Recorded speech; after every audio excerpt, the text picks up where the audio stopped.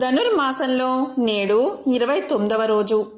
గోదాదేవి రంగనాథుణ్ణి తన భర్తగా పొందడానికి ఈ మాసంలో వ్రతాన్ని ఆచరిస్తూ పాసురాలను రచించింది.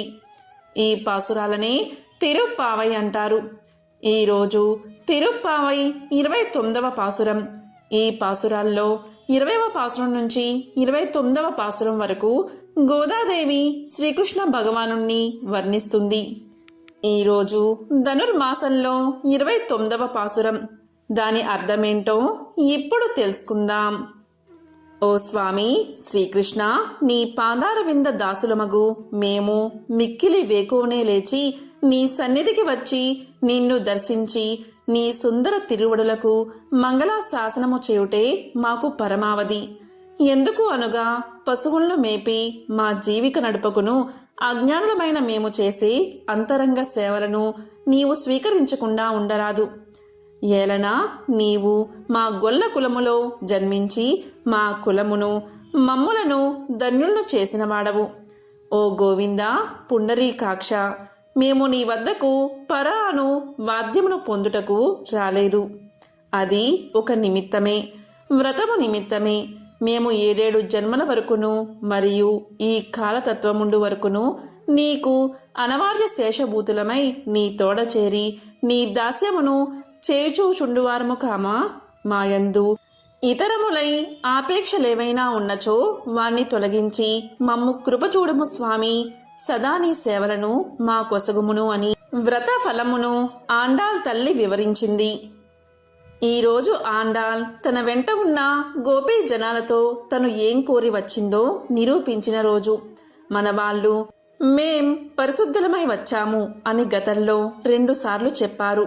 మేం ఇతర ఫలాలు కోరి రాలేదు, ఏ ఉపాయాలు కూడా వాళ్ళ వద్ద లేవని నిన్న చెప్పారు. ఈరోజు స్వామి ముందర తమ ఆర్తిని ఆవిష్కరిస్తున్నారు. మేం రావడం సాధన కాదు, మా ఆర్తిని చూసైనా అనుగ్రహించాలని అనిపించడం లేదా అని అంటున్నారు. ఇంకా చీకటి తొలగని తెలదెలవారే సమయంలో మేం నీ దగ్గరికి వచ్చాం. మాలో ఆర్తి పెంచింది నీవే కదా. ఎంతకాలం నీవు చేసిన ఫలితమో ఇన్నాళ్లకు మాకు ఈ జ్ఞానం కలిగింది. ఇది నీవు చేసిన కృపే కదా. అన్నీ నీవు చేసిన వాడివి. శబరిలాంటి వారికి నీవే వెళ్ళి అనుగ్రహించావు. కానీ మేం చెయ్యాల్సి వస్తుంది. మేం నిన్ను సేవిస్తున్నాం. మనకున్న జ్ఞానంతో ఒక్కసారి మేం నీ వాడమని చెప్పగలిగితే ఇది రాగప్రయుక్తం. నీ పద్మాల వంటి ఆ దివ్యమైన పాదాలకు మంగళం పాడుతున్నాము. ఈ లోకంలో అల్పమైన పురుషార్థం కోసం వాడికున్న కొంత ఆస్తి చూసి వాడే నాయకుడని చుట్టూ మరియు వీళ్ళ వాళ్ళ చుట్టూ తిరుగుతారే జనం. ఎంత ఆశ్చర్యమో కదా. సమస్త జీవులకు నాదుడై ఉన్న ఆ పురుషోత్తముడు ఆయనే కదా. ఆయన ముల్లోకాలను నడిపేవాడు. చేతులు కట్టుకున్నా సరే ఒక్కసారి మనస్సులో నీ వాడనని తెలిపినా ఆయన పరమపదాన్ని ఇస్తాడు అని కులశేఖర ఆళ్వార్ చెప్పినట్లుగా మేం నీ పాదాలను పాడటానికి వచ్చాం అని చెప్పారు. ఆయన ఏం విన్నట్లుగా సుదీర్ఘమైన ఆలోచనలో పడి ప్రేమతో వీళ్ళకేసి చూస్తున్నాడు. మేం ఎందుకు స్తుతిస్తున్నామో వినవయ్యా అంటూ ఆయన్ను తట్టి పాఠం చెబుతుంది గోదా. ఆండాల్ తల్లికి పాఠం చెప్పడం అలవాటు కదా. ఆయనకి పాఠం చెప్పగలదు. మొదట పశువుల్ని మేపి అవి తిన్నాక గాని మేం తినేవాళ్ళం కాదు. నీకు మా స్వరూపం తెలియదా? మరి నీవేమి చేస్తున్నావు? మాకు ఆహారం నీ సేవయే. అది మాకు లభించాకే ఆ తర్వాతే కదా నీవు ఆహారం తినాలి. నీ అంతరంగిక సేవకై మమ్మల్ని స్వీకరించవలసిందే. ఏదో వ్రత పరికరాలు అని అన్నారు. ఇదిగో అని అక్కడ పెట్టాడు.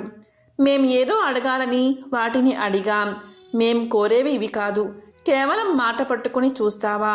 మా మనసులో ఏముందో తెలియదా అని అడిగారు. నాకేం తెలియదు, నేను మీ గొల్లల్లో ఒకడినే కదా అని అన్నాడు శ్రీకృష్ణుడు. ఎల్లప్పటికీ ఈ కాలం ఆ కాలం అని కాదు, సర్వదేశములయందు సర్వ అవస్థలయందు 7 జన్మల్లో కూడా నీతో సంబంధమే కావాలి. కాలాధీనం కాని పరమపదంలో ఉన్న మాకు నీ సంబంధమే కావాలి. కేవలం నీ ఆనందం కోసమే మా సేవ అంకితమై ఉండాలి. తెలియక ఏదైనా లోపం ఉంటే నీవే సరిదిద్దాలి. మాపై భారం వేయవద్దు. ఇలా వ్రతం ఆచరించిన అందరికీ ఫలితం లభించింది. శ్రీకృష్ణ సమాగమం లభించింది. దీనికి సహకరించిన వారికి కోరినవి లభించాయి. ఈరోజు పురుషార్థం పొందిన రోజు. ఈరోజు స్వామి గోదాదేవిని రప్పించుకుని మానవ కన్యగా ఉన్న ఆమెను తాను విగ్రహ రూపంలోని వివాహం చేసుకున్నాడు. గోదాదేవి కోరిన వైభోగాన్ని పొందిన రోజు కనుక దీనిని భోగి అంటారు.